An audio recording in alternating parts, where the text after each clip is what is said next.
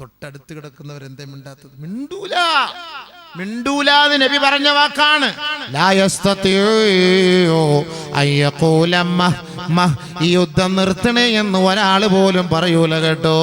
അത് നിങ്ങൾ പ്രതീക്ഷിക്കേണ്ട സ്വഹാബ. ഒരറബികളും അതിനെക്കുറിച്ച് ചർച്ച ചെയ്യുക പോലുമില്ല. പേടിക്കേണ്ട, അന്നും പറയൂല. ഏയ് അവരൊക്കെ പറയൂ, നിങ്ങൾ പ്രതീക്ഷിക്കേ വേണ്ട.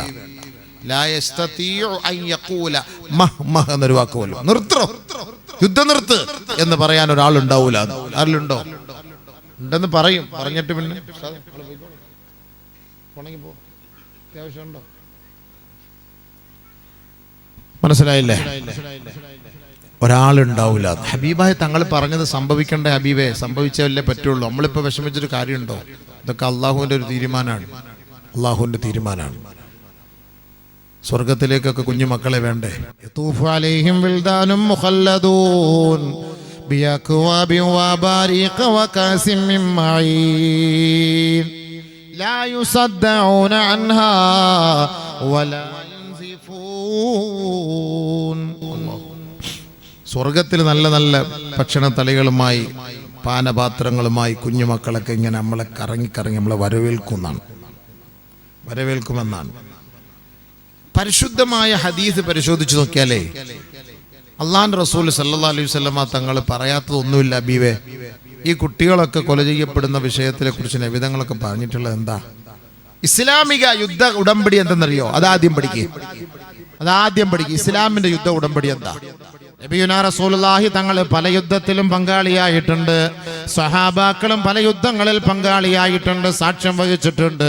പക്ഷേ ആദരവായ റസൂലുള്ളാഹി സ്വല്ലല്ലാഹു അലൈഹി വസല്ലം തന്റെ യോദ്ധാക്കളെ നിർത്തിയിട്ട് ഹബീബായ തങ്ങൾ ഒരു ഉഗ്ര പ്രഭാഷണം നടത്താറുണ്ട്.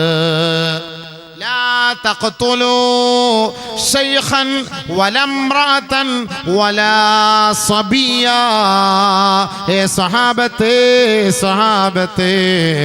നമ്മുടെ ശത്രുക്കൾ ആരുമാകട്ടെ, ജൂതരാകട്ടെ, നസ്രാണികളാകട്ടെ, മുശ്രിക്കീങ്ങളാകട്ടെ, ഫാസിസ്റ്റ്, നാസിസ്റ്റ്, ദുർഭൂത, ദുർഗുണ, സവർണ, സവർഗ, പ്രതിലോമ, പിന്തിരിപ്പൻ ശക്തികൾ ആരുമായാലും ലാ തഖ്തുലൂ ശൈഖൻ വലാ ഇംറഅതൻ വലാ സബിയാ. അവരുടെ വൃദ്ധന്മാരെയോ വൃദ്ധകളെയോ പെൺമക്കളെയോ പെണ്ണുങ്ങളെയോ സ്ത്രീകളെയോ കുഞ്ഞുമക്കളെയോ നിങ്ങൾ കൊന്നുപോകരുത് കേട്ടോ. നബിയുനാ റസൂലുള്ളാഹി. ഇസ്ലാമിന്റെ യുദ്ധ ഉടമ്പടി ഇതാണ്. പഠിക്കൂ, നബിതങ്ങൾ പഠിപ്പിച്ചതാണ്. ഇസ്ലാമിന്റെ യുദ്ധ ഉടമ്പടി ഇതാണ്. അള്ളാന്റെ റസൂൽ സഹാബാക്കളെ നിരത്തീർത്തിട്ട് പറഞ്ഞ വാക്കാണ്. ലാ തഖ്തുലൂ ഇംറഅതൻ. ഒരൊറ്റ പെണ്ണിനെ നിങ്ങൾ കൊന്നുപോകരുത്, ഒരു കുഞ്ഞിനെ കൊന്നുപോകരുത്, ഒരു വയസ്സനെ നിങ്ങൾ തൊട്ടുപോകരുത്. തീർന്നില്ല. വലാ തഖ്തുലൂ ആബിദൻ ഫീ മിഹ്റാബിഹി വലാ റാഹിബൻ ഫീ സൗമഅതിഹി. പള്ളിയിൽ ആരാധിക്കുന്ന ഒരു ദാസനെ നിങ്ങൾ കൊല്ലരുത് കേട്ടോ. യൂതന്മാരുടെയോ യഹൂദന്മാരുടെയോ നസറാണികളുടെയോ ആരാധനാലയങ്ങളിൽ ആരാധിക്കുന്ന ഒരു പുരോഹിതനെയും നിങ്ങൾ വധിക്കരുത് കേട്ടോ. നബിയുനാ റസൂലുള്ളാഹി. എന്താ ഈ വാക്ക്? ഈ പ്രവാചകനാണോ തീവ്രവാദി? ഈ സമുദായമാണോ തീവ്രവാദി? സഹാബാക്കൾക്ക് എന്താ കൊന്നൂടായിരുന്നു ജൂതന്മാരെ? ഇബാദത്ത് ചെയ്യുന്ന ആരാധിക്കുന്ന ഒരു പുരുഷനെയും കൊല്ലരുത്. അത് ക്രിസ്ത്യാനിയാകട്ടെ, അത് ജൂതനാകട്ടെ, ആരും ആകട്ടെ, കൊല്ലാൻ പാടില്ല. അവൻ ആരാധിക്കുന്നവനാണ്, അവനെ കൊല്ലരുത്. തീർന്നില്ല. ലാ തഖ്തുലൂ ശാബൻ മാദാമ ലാ യഹ്മിലു സിലാഹ്. ആയുധമില്ലാതെ നിന്റെ മുന്നിലേക്ക് പാഞ്ഞു വരുന്ന ചെറുപ്പക്കാരൻ നിന്റെ വിരോധിയായിരിക്കാം. സ്വഹാബത്തെ, അവരെ നിങ്ങൾ തൊട്ടുപോകരുത്, കൊന്നുകളയരുത് കേട്ടോ. ആയുധമില്ലാതെ നിരായുധനായി സ്വഹാബാക്കളുടെ മുന്നിലേക്ക് അടുത്തു വരുന്ന ഒരു വിരോധിയാകട്ടെ, ഒരു പ്രതിയോഗിയാകട്ടെ, അവരെ കൊല്ലരുതേ എന്ന് ആദരവായ ഹബീബായ ഷഫിയായ റസൂലുള്ളാഹി സല്ലല്ലാഹു അലൈഹി വസല്ലം അല്ലാഹുവിന്റെ റസൂലിന്റെ വാക്ക ഇതൊക്കെ ചെറിയ കാര്യമാണ്. ഇത് യുദ്ധ ഉടമ്പടി, ഇസ്ലാമിന്റെ യുദ്ധ ഉടമ്പടി. എന്നിട്ട് ഇസ്ലാമിനെ കുറ്റം പറയാണ് അല്ലേ? ഇസ്ലാമിന്റെ യുദ്ധ ഉടമ്പടിയാണിത്. തീർന്നില്ല നബി സല്ലല്ലാഹു അലൈഹി വസല്ലം, തീർന്നില്ല. വലാ തജഹസൂ ബിഖതീൽ. ആദരവായ റസൂലുള്ളാഹി സ്വല്ലല്ലാഹു അലൈഹി വസല്ലമ തങ്ങൾ പറയുകയാ, മൃതദേഹങ്ങൾ നിങ്ങൾ വികൃതമാക്കരുത് കേട്ടോ. പരിക്കുപറ്റി കിടക്കുന്നവരെ നിങ്ങൾ കൊല്ലരുത് കേട്ടോ.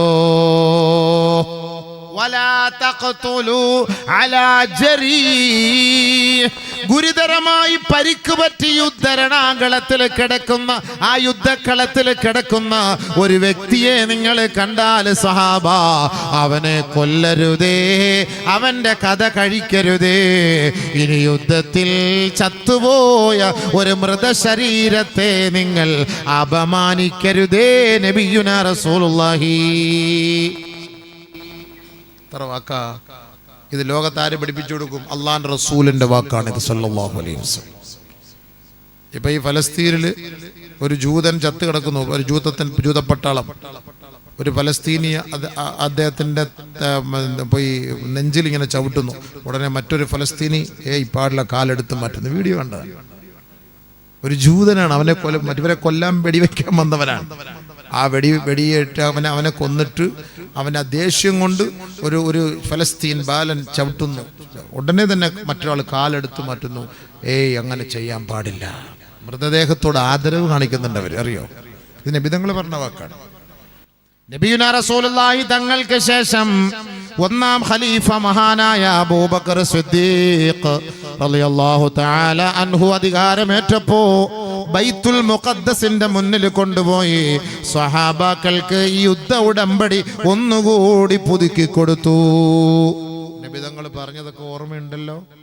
ഇസ്ലാമിന്റെ ഉടമ്പടി ഇതാണ്, നിങ്ങൾ ഇതനുസരിച്ച് വേണം പ്രവർത്തിക്കാൻ. അള്ളാന്റെ റസൂൽ പറഞ്ഞതിനെതിരായിട്ട് നിങ്ങൾ ആരും ഒന്നും പ്രവർത്തിക്കാൻ പാടില്ല കേട്ടോ. ഇതാണ് ഇസ്ലാമിന്റെ ഉടമ്പടി. അവരെ കൊല്ലാമായിരുന്നില്ലേ? അന്ന യഹൂദിയ അതത്തിൻ നബിയ സല്ലല്ലാഹു അലൈഹി വസല്ലം ബിശാത്തിൻ മസ്മൂം. ഒരു അല്ലാഹുവിന്റെ റസൂലിന്റെ അരികിലേക്ക് ഒരു ജൂത പെണ്ണ് മാംസത്തിൽ വിഷം കലർത്തിയിട്ട് നബി തങ്ങളെ കൊല ചെയ്യാൻ ഹബീബായ തങ്ങളുടെ അരികിലേക്ക് കടന്നു വരുമ്പോ അല്ലാഹുവിന്റെ റസൂൽ അത് വാങ്ങി കഴിച്ചു കൊണ്ടിരിക്കുമ്പോൾ വായിലേക്കൊന്ന് സ്പർശിച്ച പാടെ ജിബ്രീൽ വന്ന് തട്ടിമാറ്റിയെങ്കിൽ ഓർക്കണേ, ആ ജൂത പെണ്ണ് നബി തങ്ങളെ വകവരുത്താൻ ചെയ്ത പണിയായിരുന്നു അത്. ഉടനെ മനസ്സിലാക്കി മണത്തറിഞ്ഞ സ്വഹാബത്ത് അല്ലാഹുവിന്റെ റസൂലിനെ കൊല്ലാൻ വന്ന ഈ ജൂത പെണ്ണിന്റെ മുടിക്ക് പിടിച്ച് മാറ്റി നിർത്തിയിട്ട് മഹാനായ ഉമർ അൽ ഫാറൂഖ് റളിയല്ലാഹു അൻഹു ഉറയിൽ കിടന്ന വാളെടുത്ത് ഊരിപ്പിടിച്ചിട്ട് നബി തങ്ങളോട് ചോദിക്കുകയാ, അഫലാ നഖ്തുലുഹാ, അല്ലാഹുവിന്റെ റസൂലേ, ഇവളെ ഞങ്ങളെ കഴുത്തറക്കട്ടെ നബിയേ. قال رسول الله صلى الله عليه وسلم لا ഉതുറുകുഹാ, വെറുതെ അവളെ വിട്ടേക്കൂ ഉമറേ, അവളെ കൊല്ലേണ്ടതില്ല ഉമറേ.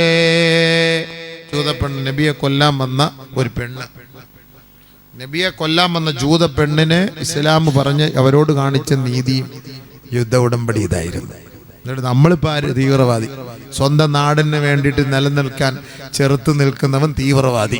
അവനെയൊക്കെ കൊന്നൊടിച്ചിട്ട് അവിടുത്തെ പെട്രോൾ എടുക്കാൻ നിൽക്കുന്നവൻ ഈ നാട്ടിൻ്റെ മിതവാദി. ഇതല്ല ലോകം. നമ്മൾ പിറന്നു വീണ മണ്ണിനെ നമ്മളെ ഇവിടുന്ന് ഓടിച്ചിട്ട് തീവ്രവാദി, നമ്മളൊക്കെ തീവ്രവാദി. ഇതല്ലേ നമ്മൾ ആലോചിച്ചു എന്തായി തീവ്രവാദത്തിന് അർത്ഥമെന്ന് പോലും പറഞ്ഞു. സമാധാനത്തിൻ്റെ കാംക്ഷികളാണ് നമ്മൾ ആരെങ്കിലും ഇങ്ങനെ വെറുതെ കൊന്നോ? ആരെങ്കിലും അടിച്ചു കൊന്നോ? ആരെങ്കിലും ഇഷ്ടി വെച്ച് തലക്കടിച്ചു കൊന്നോ? ആരെങ്കിലും വിഷം കൊടുത്ത് കൊന്നോ? ആരെങ്കിലും എവിടെയെങ്കിലും ബോംബ് വെച്ചോ ഒക്കെ ഞങ്ങളാണെന്ന് പരസ്യമായിട്ട് ഓരോരുത്തർ പ്രഖ്യാപിച്ചല്ലോ. എന്നിട്ട് ആരെങ്കിലും എന്തെങ്കിലും വല്ല കേസെടുത്തോ? മുസ്ലിങ്ങൾ എന്തെങ്കിലും ആരെങ്കിലും ആക്ഷേപിച്ചാൽ ഉടനെ ഭയങ്കരമായ കേസ്. മറ്റുള്ളവർ എത്രയോ ആക്ഷേപിക്കുന്നു, വല്ല കേസുണ്ടോ? ഇല്ല, ഒരു കേസുമില്ല. അപ്പൊ നമ്മളെ ഒരു തീവ്രവാദികളാക്കി മാറ്റി. ഇതാണ് നമ്മുടെ പരീക്ഷ. മുസ്ലിം നീ മുസ്ലിമാണോ? ഖിയാമത്ത് വരെ നിന്റെ പരീക്ഷണം ഇതാണ്. ഖിയാമം വരെ നിന്റെ പരീക്ഷണം ഇതാണ്. ഇതിൽ നിനക്ക് സഹിക്കാൻ പറ്റുമോ, അതോ നീ അൺസഹിക്കബിൾ ആണോ, ഇത് പറ്റൂല എന്ന് നീ പറയുമോ ഇല്ലയോ എന്ന് അറിയാൻ അള്ളാഹ് ചെയ്യുന്ന പണിയാണിത്. ഇതാണ് പരീക്ഷണം. അലിഫ് ലാം മീം അഹസിബൻ നാസ് أن يتركوا أن يقولوا آمنا وهم لا يفتنون. അള്ളാഹ് പറഞ്ഞ വാക്ക് എത്ര വലിയ വാക്കാണ്. ഒന്ന് ആലോചിച്ച് നോക്കി. ഖുർആൻ പഠിക്കും സുഹൃത്തുക്കളെ, ഖുർആൻ പഠിക്കും. നമുക്ക് ഇതിനൊക്കെ പരിഹാരം ഉണ്ടാവും. എല്ലാത്തിനും ഈ യുദ്ധത്തിനെ കുറിച്ചോ അല്ലെങ്കിൽ ഫലസ്തീനെ കുറിച്ചോ അല്ലെങ്കിൽ ഇസ്രായേലിനെ കുറിച്ചോ ഒന്നും MP-യോ MLA-യോ വാർഡ് മെമ്പറോ ഒന്നും അല്ല സംസാരിക്കണം. അവർക്കൊന്നും ഒന്നും അറിഞ്ഞൂടാ. അവർക്കൊന്നും അറിഞ്ഞൂടാ. അവർക്കൊക്കെ എന്താ പറയുക, അവർക്കിങ്ങനെ നമ്മൾ ഐക്യദാർഢ്യം പ്രഖ്യാപിച്ചു, അവരങ്ങനെയാണ് ഇവരാണ് കാണിക്കുന്നത്, ശരിയല്ല, ഈ കുഞ്ഞുങ്ങളെ കൊല്ലണം, ഇതൊക്കെ അവർക്കറിയോ? യഥാർത്ഥ ചരിത്രം അറിയോ? അത് ഖുർആൻ പഠിക്കണോ? ഖുർആനിലേക്ക് വാ. അവിടെ നടക്കുന്ന സംഭവം ഖുർആനിലുണ്ട്, ഞാൻ പറഞ്ഞുതരാം. ഖുർആനിലുണ്ടല്ലോ, ഹദീസിലുണ്ടല്ലോ. അപ്പം നമ്മൾ MP എടുത്ത് വന്നിട്ട് ഇപ്പം ഹദീസ് പഠിക്കുക ഹബീബ് എന്ന് പറയാൻ പറ്റുമോ? അല്ലെ ഖുർആൻ്റെ 2 ആയത്തോത് ഹബീബ് എന്ന് പറയാൻ പറ്റുമോ? ഖുർആനിലുണ്ടല്ലോ സംഭവം. ഖുർആൻ പഠിച്ച പണ്ഡിതന്മാരാണ് ഫലസ്തീൻ എന്താന്ന് പറയേണ്ടത്, ഫലസ്തീനെ കുറിച്ച് പറയേണ്ടത് ഖുർആൻ പഠിച്ച പണ്ഡിതന്മാരാണ്. അല്ലാതെ ഫലസ്തീനെ കുറിച്ച് ആർക്കറിയാം? പ്രേമചന്ദ്രൻ MP വിളിച്ചു കഴിഞ്ഞാൽ ഫലസ്തീൻ്റെ മഹത്വം എന്നറിയാം. ഒരു ഹദീസ് ഒത്തിട്ട് പറയട്ടെ, പ്രസംഗിക്കാൻ എല്ലാവരും പറയും. കോരിക്കുന്നിൽ സുരേഷ് MP എല്ലാവരും പറയും, ശശി തരൂരും പറയും, എല്ലാവരും പറയും. പക്ഷെ അങ്ങോട്ടും ഇങ്ങോട്ടും തിരിഞ്ഞു പോകുന്നേ ഉള്ളൂ സംഭവം. എല്ലാവരും പറയാൻ എല്ലാവരും ഉണ്ടാവും. എന്തേ സംഭവം എല്ലാവരും പറയും, പക്ഷെ കാതലില്ല. കാതലായ വിഷയം ഖുർആനാണ്. അതുകൊണ്ട് ഖുർആൻ പഠിച്ചെങ്കിൽ ഇതൊക്കെ മനസ്സിലാക്കാൻ പറ്റുള്ളൂ. നമ്മൾ ഈ യുദ്ധം കുഞ്ഞുമക്കളൊക്കെ മരിക്കുന്നു എന്ന് കേൾക്കുമ്പോൾ നമുക്കെന്തോ വലിയ വിഷമമാണ്, നമുക്ക് വലിയ വിഷമവും പ്രയാസം ഉണ്ടാവും. പക്ഷെ ആ കുഞ്ഞുമക്കളുടെ അവസ്ഥ എന്താന്ന് പിന്നീട് നിങ്ങൾ മനസ്സിലാക്കിയിട്ടുണ്ടോ? നമ്മളൊക്കെ ആലോചിച്ചു പോണ്, ആ മരിച്ച കൂട്ടത്തിൽ നമ്മളോട് ഉണ്ടായിരുന്നെങ്കിൽ ഈ മുസീബത്തിൽ നിന്ന് രക്ഷപ്പെടാമായിരുന്നല്ലോ. ഫ്രീ ആയിട്ട് സ്വർഗത്തിൽ കയറാമല്ലോ, ഇത്ര എളുപ്പമുള്ളവരോട്. നമ്മൾ എന്ത് ത്യാഗം സഹിക്കണം സ്വർഗത്തിൽ പോകണമെങ്കിൽ? ഈ ബോംബ് വന്ന് അവരുടെ ശരീരത്തിലേക്ക് വീഴുന്ന ഈ ഗസയിലുള്ള മക്കൾ, ഫലസ്തീനിലെ മക്കൾ ഒരൊറ്റ തുള്ളി രക്തം ആദ്യം ചീറ്റുന്നതോടുകൂടി മുഴുവൻ പാവം പുറത്തു. ഔവ്വൽ ഖത്തറത്തിൽ ആദ്യത്തെ ഒരു തുള്ളി രക്തം, അതോടെ പാവം മുഴുവനും പുറത്തു. പിന്നത്തെ ഓരോ തുള്ളി രക്തത്തിനും പദവി അവിടെ കൂടിക്കൊണ്ടിരിക്കുകയാണ്. ശുഹദാക്കൾ ആരെന്ന് പഠിക്കണം. നമ്മുടെ വിഷയം അതല്ല, ഞാൻ അങ്ങോട്ട് പോകുന്നില്ല. ആരാണ് ശുഹദാക്കൾ എന്ന് പഠിക്കണം. വെറുതെ നമ്മൾ ഷഹീദ് എന്ന് പറഞ്ഞിട്ട് കാര്യമില്ല. എന്താണ് ഷഹീദ്? ഷഹീദിന്റെ മാന അർത്ഥം എന്താണ്? അവർക്കുള്ള പദവി, കൂലി എന്താണ്? അതാദ്യം പഠിക്കുക. എന്താണ് ഷഹീദ് എന്ന് പറയുന്നത്? ഇന്ത്യൻ പട്ടാളം മരിച്ചാൽ പോലും പറയുന്ന പേര് ഷഹീദ് എന്നാണ്. ഹിന്ദിയിൽ അവർ ഷഹീദ് എന്നാ പറയാ. പക്ഷേ ഈ ഷഹീദ് എന്ന് ലോകത്ത് 3ാമത്തെ സ്ഥാനക്കാരാണ് ഷഹീദ്, ശുഹദാക്കൾ. അള്ളാഹു അനുഗ്രഹിച്ചവരിൽ 3ാം സ്ഥാനക്കാരാണ്. അന്നമല്ലാഹു അലൈഹിം മിനൻ നബിയ്യീൻ വസ്സിദ്ദീഖീൻ വശുഹദാഇ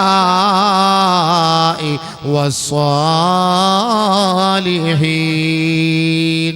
അള്ളാഹ് അനുഗ്രഹിച്ചതിൽ 3ാമത്തെ പട്ടികയിലുള്ള ഒന്നാമത്തെ പട്ടികയിലുള്ള അമ്പിയാക്കൾ.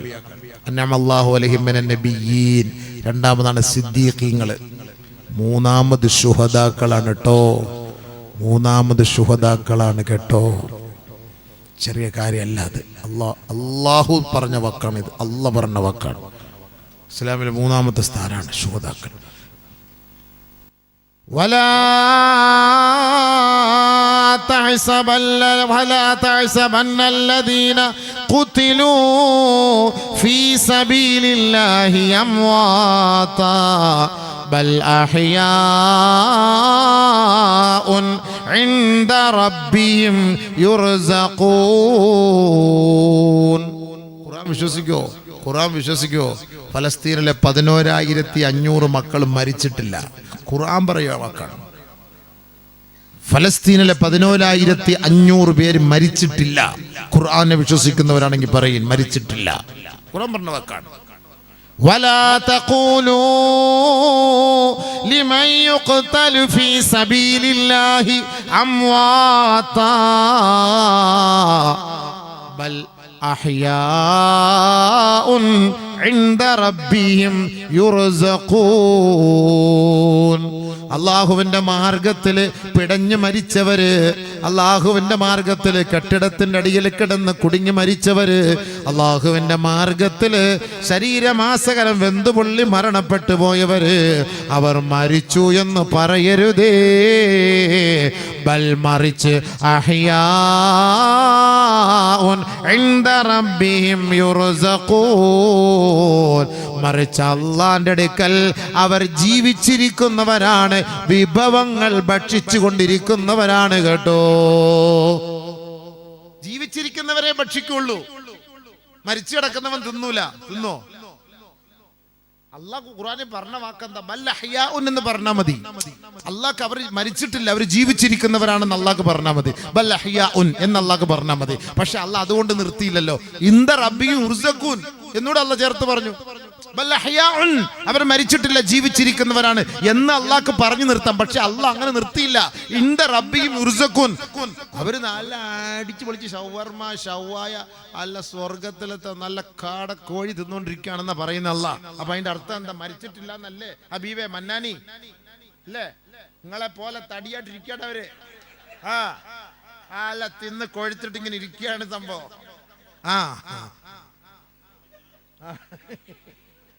മനസ്സിലായില്ലേ? ഇതേപോലെയാണ് ഉഷാറാവണമെന്നാണ്. അള്ളാഹു ഇദ്ദേഹത്തിന്റെ വണ്ണം കുറച്ചു കൊടുക്കട്ടെ. ഇത്ര ദുആ റബ്ബേ, നാളെ എങ്ങാനും നിങ്ങൾ സ്ലിം ആയാൽ രക്ഷപ്പെട്ടില്ലേ?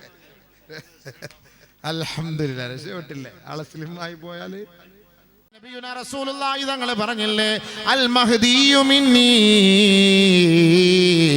ഔ മിൻ ഇത്റതി ഔ മിൻ അഹ്ലി ബൈതി.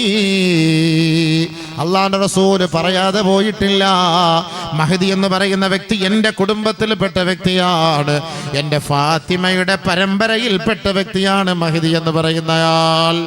മഹ്ദി ഒരു പേരല്ല, മഹ്ദി എന്ന് പറയുന്ന ഒരു പേരല്ല. ഫൈന്നഹു ഖലീഫത്തുല്ലാഹിൽ മഹ്ദി എന്നാണ് അതിന് പറയാ. അലൈക്കും ബിസുന്നതി വസുന്നതി ഖുലഫായിർ റാഷിദീൻ അൽ മഹ്ദീൻ. നേർവഴി കാട്ടിത്തരുന്ന ആളാണ്, സത്യത്തിന്റെ വഴിത്താരയിലൂടെ കൈക്ക് പിടിച്ചു കൊണ്ടുപോകുന്ന വ്യക്തിയാണ്. അങ്ങനെയുള്ളവരെ നിങ്ങൾ പിൻപറ്റണേ, അതെന്റെ സഹാബാക്കളാണ്, എൻ്റെ സഹാബാക്കളാണെന്ന് ഹബീബായ തങ്ങൾ പറഞ്ഞെങ്കിൽ അങ്ങനെ വഴികാട്ടിയാണ് ഈ മഹ്ദി എന്ന് പറയുന്ന ഒരു വ്യക്തി. അജ്ലൽ ജബ്ഹതി വഅഖ്നൽ അൻഫി, അദ്ദേഹത്തിന്റെ നെറ്റിത്തടം വിശാലമായതാ, കേവലം ഒരു നീളമുള്ള മൂക്കുള്ള മനുഷ്യനാണ് കേട്ടോ. എന്റെ കുടുംബത്തിൽ നിന്നാണ് അദ്ദേഹം ജനിക്കുന്നത്. യുവാതിഉ ഇസ്മുഹു ഇസ്മി വസ്മു അബി, എന്റെ പേരിനോടും എൻ്റെ പിതാവിൻ്റെ പേരിനോടും അദ്ദേഹത്തിന്റെ പേരിന് സാദൃശ്യമുണ്ട് കേട്ടോ. എന്താണ് ആ പേരെന്നറിയോ? അദ്ദേഹത്തിന്റെ പേര് മുഹമ്മദ് ഇബ്നു അബ്ദില്ലാഹിൽ ഫാത്തിമിൽ അലവിയിൽ ഹസനി റളിയല്ലാഹു അൻഹു. അതാണ് മഹ്ദി ഇമാമിന്റെ പേര്. എന്താ പേര്? മുഹമ്മദ് ഇബ്നു അലവിയിൽ ഫാത്തിമിയിൽ ഹസനി. ഇതാണ് മഹ്ദി ഇമാമിന്റെ പേര്. മഹ്ദി എന്നുള്ള പേരല്ല, അതൊരു വഴികാട്ടിയാണെന്നാണ് അതിന്റെ അർത്ഥം. മഹ്ദി ഇമാമാണ് ഡമാസ്കസിലെ ജാമിയ മസ്ജിദുൽ അസറിന്റെ സമയത്താണ് ഇമാമത്ത് നിൽക്കുമ്പോഴാണ് ബഹുമാനപ്പെട്ട ഈസ നബി അലൈഹിസ്സലാത്തു വസ്സലാമിനെ ജിബ്രീൽ അലൈഹിസ്സലാത്തു വസ്സലാം ആ മിനാരത്തിന്റെ മുകളിൽ കൊണ്ടെത്തിക്കുന്നത്. ആ ചിറകിൽ കയറി മിനാരത്തിന്റെ മുകളിലേക്ക് വരുമ്പോ അവിടെ ഒരു കോണി സ്ഥാപിച്ചിട്ടുണ്ട്, ഇപ്പോഴും അത് സ്ഥാപിച്ചിട്ടുണ്ടെന്നാണ് പറയപ്പെടുന്നത്. അതിലൂടെ മഹാനായ ഈസ നബി അലൈഹിസ്സലാത്തു വസ്സലാം താഴേക്ക് ഇറങ്ങി വരുമത്രേ. ആ സമയത്ത് അസറിന് ഇഖാമത്ത് കൊടുക്കപ്പെട്ടിരിക്കുന്ന സമയം ഈസ നബി അലൈഹിസ്സലാത്തു വസ്സലാം ഇറങ്ങി വരുമ്പോ ഇമാം മഹ്ദി പറയുകയാണ്, അങ്ങ് ഇമാമ് നിൽക്കണേ, അങ്ങ് ഇമാമത്തിന് നേതൃത്വം വഹിക്കണേ. ഈസ നബി അലൈഹിസ്സലാത്തു വസ്സലാം പറയും, ഇല്ല, ഒരിക്കലും ഞാൻ ഇമാമത്ത് നിൽക്കുകയില്ല. ഈ ശരീഅത്ത് പ്രവാചകന്റെ ശരീഅത്താണ്. ഈസാ നബി ഒരു പ്രവാചകനാണ്. ആദരവായ റസൂലുള്ളാഹി സ്വല്ലല്ലാഹു അലൈഹി വസല്ലമ തങ്ങൾ ഈ ലോകത്ത് വന്നതോടുകൂടി ഈ പ്രവാചകന്റെ ഈ ശരീഅത്തോടു കൂടി അവസാനിക്കുകയാണ്. ഇനിയൊരു പുതിയ ശരീഅത്തിന് ഉടലെടുക്കുകയില്ല, തുടക്കം കുറിക്കപ്പെടുകയില്ല. മഹാനായ ഈസാ നബി വന്നാലും അത് മുഹമ്മദ് നബി തങ്ങളുടെ ശരീഅത്തിനെ പിൻപറ്റിയേ മതിയാവൂ. അതുകൊണ്ട് ഈസാ നബി അലൈഹിസ്സലാത്തു വസ്സലാം ഇമാം മഹ്ദിയോട് പറയുകയാ, നിങ്ങൾ അങ്ങ് ഇമാമത്ത് നിൽക്കണേ, ഞാൻ അങ്ങയുടെ പുറകിൽ നിന്ന് നമസ്കരിച്ചു കൊള്ളാം. വയുസല്ലി ഖൽഫൽ മഹ്ദി, മഹ്ദി ഇമാമിന്റെ പുറകിൽ നിന്ന് മഹാനായ ഈസാ നബി അലൈഹിസ്സലാത്തു വസ്സലാം നമസ്കരിക്കും. അവിടെ വെച്ചാണ് അധികാരം കൈമാറുന്നത്. പിടിച്ചോ.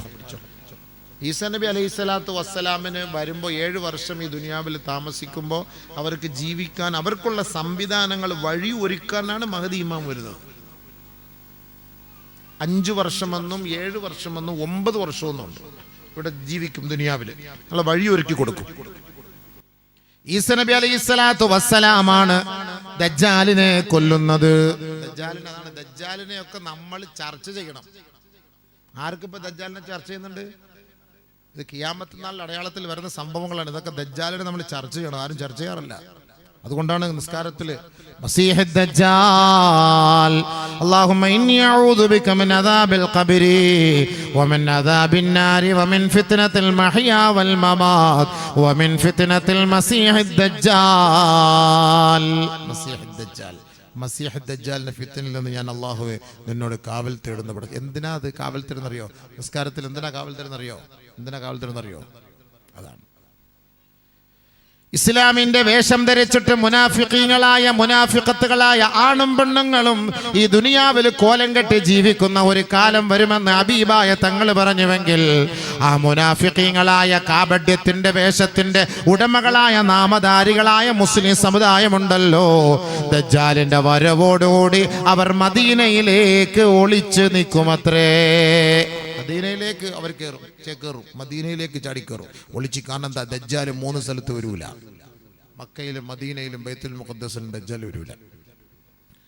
അപ്പൊ ദജ്ജാലിന്റെ പിടുത്തത്തിൽ നിന്ന് രക്ഷപ്പെടാൻ വേണ്ടി മുനാഫിഖീങ്ങളായ മുസ്ലിമീങ്ങൾ പലസ്തീനിന് വേണ്ടി കണ്ണുനീരൊരുക്കും.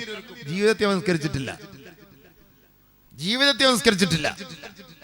ജമാഅത്ത് നിസ്കാരത്തിൽ പങ്കെടുക്കൂല, ഫർള് നിസ്കരിക്കൂല, ഖുർആൻ ഓതിട്ടില്ല. ഫലസ്തീന് വേണ്ടി ഐക്യദാർഢ്യയുടെ മസിൽ പവർ കാണിക്കലാണ്. ഫലസ്തീന് വേണ്ടി ഐക്യദാർഢ്യം. ഇവന്റെ പറച്ചിൽ കേട്ടുകഴിഞ്ഞാൽ ഇപ്പൊ ഇവൻ പോയി അമ്മാസിന്റെ കൂട്ടത്തിൽ അവിടെ ചേരുന്ന ഒരു മട്ടിലാണ് ഇവന്റെ ആ ഇൻഗുലാബ് വിളി കണ്ടാല് എന്തായാലും ചെയ്യാൻ പറ്റും നമുക്ക്.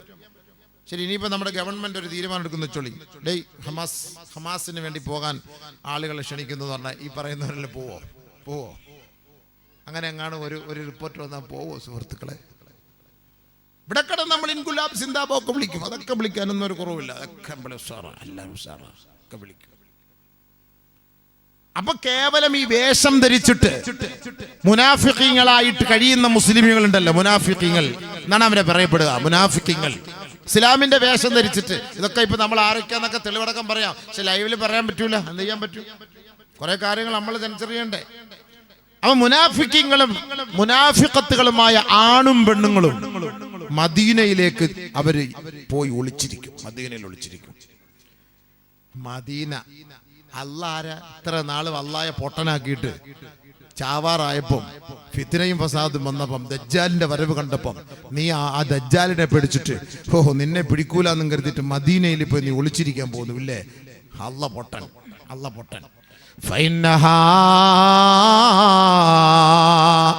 ترجف بأهلها أي إن المدينة ترجف بأهلها 3 رجفات فيخرج منها إلى كل منافق ومنافقة إليه أي إلى الدجال. മദീനയിലേക്ക് ഒളിച്ചിരിക്കുന്ന ഓരോ കാപഢ്യത്തിന്റെ ഉടമകളായ നാമധാരികളായ മുസ്ലിം സഹോദരങ്ങളെ കൊണ്ട് മദീന കിടുകിട വിറയ്ക്കുകയാണ്. ഫൈന്നഹാ തർജുഫു ബിഅഹ്ലിഹാ 3 റജഫാത്. 3 പ്രാവശ്യം മദീന കുലുങ്ങുമത്രേ. 3 പ്രാവശ്യം കുലുങ്ങും. ഭൂകമ്പം കുലുക്കല്ല. ഈ മുനാഫിഖീങ്ങൾ അപ്പോൾ പേടിക്കും. ഒളിച്ചിരിക്കുന്ന മുനാഫിഖീങ്ങൾ അവിടെ നിന്ന് പുറപ്പെടും. യഖ്റുജു ഇലൈഹി, ദജ്ജാലിന്റെ വായിലേക്കാണ് അവർ പോവുക. ഉടനെ ദജ്ജാൽ അവരെ കയറി പിടിക്കുകയാണ്. അങ്ങനെ മൂന്നാമത്തെ കുലുക്കത്തോടെ മദീനയുടെ ഉള്ളിൽ ഒളിച്ചിരിക്കുന്ന സകലമാന മുനാഫിഖീകളും അവിടെ നിന്ന് പുറപ്പെട്ടു പോകുമത്രേ.